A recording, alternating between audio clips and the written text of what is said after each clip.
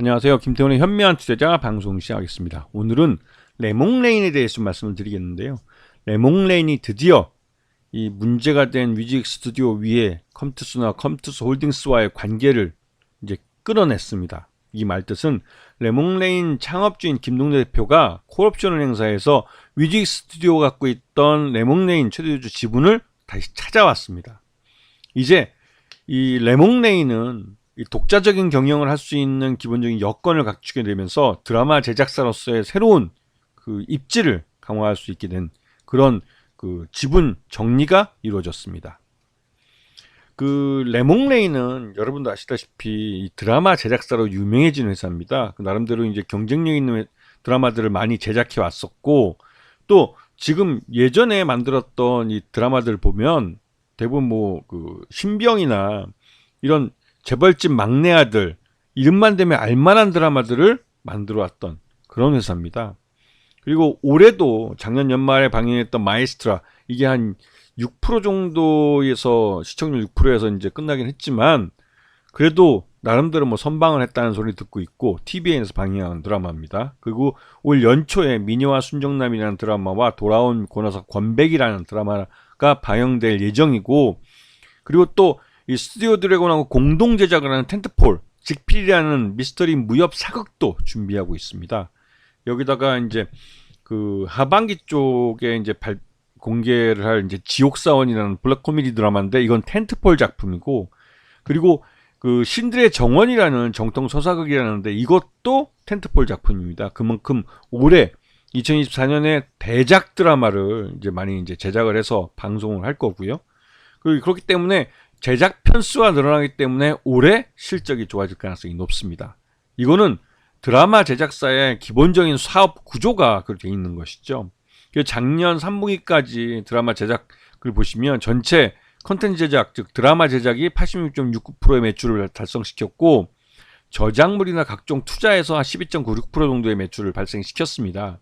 그리고 그 주요 거래처를 보시면 스튜디오 드래곤이나 채널 A, 그 다음에 방송 KBS죠. CJENM 이런 회사들이 있고요. 근데 대부분 이제 방송, TV, 드라마를 이제 공개할 수 있는, 런칭할 수 있는 그런 채널들을 갖고 있는 것이죠. 그런 거래선들을 갖고 있는 거고. 그리고 작년 실적을 보시게 되면 408억 매출액에 영업 손실이 87억이나 발생했어요.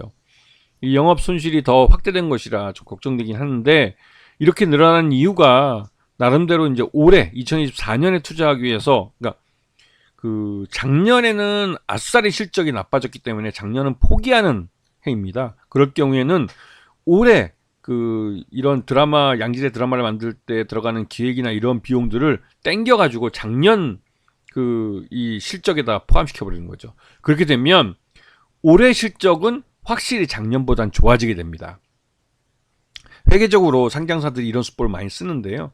그렇기 때문에 이 87억이나 되는 이 손실은 올해 상반기 중에 발생할, 그러니까 영향을 미치는 그 비용까지도 작년에 다 그냥 떨어버린 겁니다. 그렇기 때문에 올해 추가적인 손실이 없다면 올해는 드라마 제작 편수가 늘어나면 늘어날수록 실적이 좋아질 수 있는 가능성이 높다는 거죠. 자, 지금 이 레몽레인은 최대 주주가 변동이 됐습니다. 창업주인 김동래 대표가 대표이사 콜옵션을 행사해서 이 그 모회사가 된 이 뮤직 스튜디오가 갖고 있던 지분을 다시 사왔죠. 그러면서 이제 여기에 들어가는 자금들은 뭐 KB투자증권이나 현대차증권, 삼성생명으로부터 대출을 받았습니다. 20억 정도 대출을 받아서 이 지분을 사는데 사용을 했고, 그래서 지금 보시게 되면 이 투자자금 사용처가 기한이 24년 올해죠. 7월 16일과 4월 16일까지 갚아야 될 돈들입니다.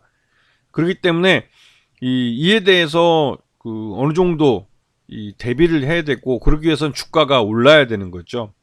그 20억을 주당 얼마의 가격으로 이 주식 담보 대출을 아마 했을 것 같은데요.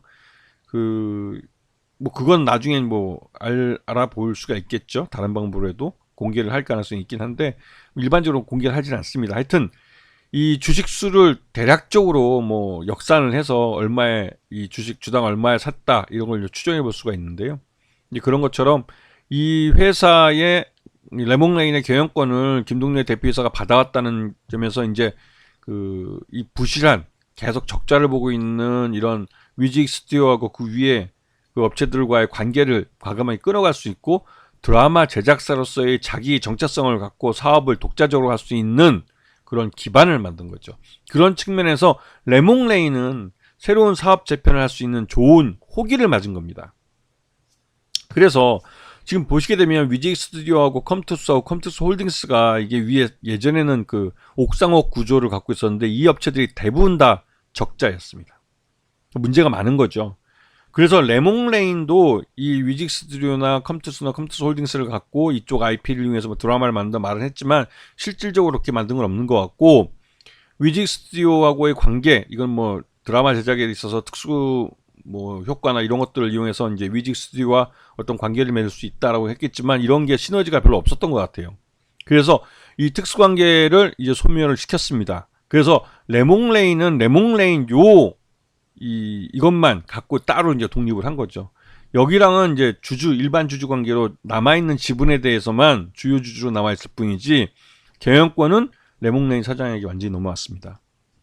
그리고 작년 연말에 KBS 주말 드라마 제작에 대한 계약을 맺었고 이게 105억의 그 확정 계약금이 105억이고 조건부로 61억이 더 들어있는데 61억은 향후에 제작이 끝난 다음에 이걸 동남아시아나 다른 지역에 이제 해외 유통을 시켰을 때 거기서 발생하는 수익에 대해서 배분권을 갖게 되는 그 수익으로 61억 9천만 원이 이제 그 산정이 돼 있는 거죠.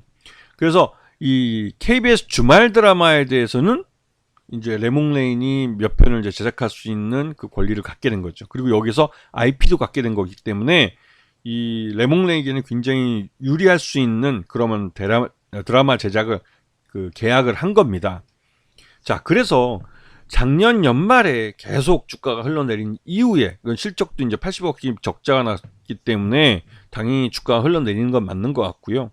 하지만 이 경영권이 바뀌고 나서 이제 다시 순수하게 이제 드라마 제작사로서의 새 출발을 하게 되는데 그에 대한 기대감을 갖게 하는 겁니다. 그런 면에서 레몽레인은 이제 그 창업주가 드라마 제작을 먼저 해왔던 그 창업주가 독자적인 경영을 해가는 거기 때문에 이전과는 또 다른 그 경영을 할 가능성이 크고 그에 대한 기대감이 주가에 반영되기 시작하는 겁니다. 그리고 아까 앞에서 봤지만 2024년에 드라마 제작 편수가 늘어나기 때문에 확실하게 레몽레인의 매출 외형은 늘어날 가능성이 큽니다.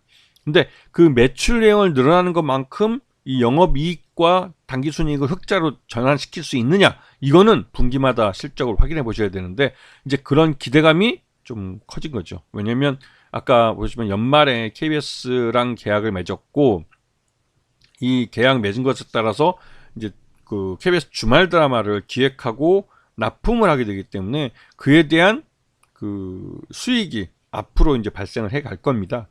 그런 면에서 레몽레인의 실적이 앞으로 좋아질 수 있겠다라고 추정해 볼 수 있는 거죠. 아시겠죠? 자, 오늘 방송 여기서 마치겠습니다. 감사합니다.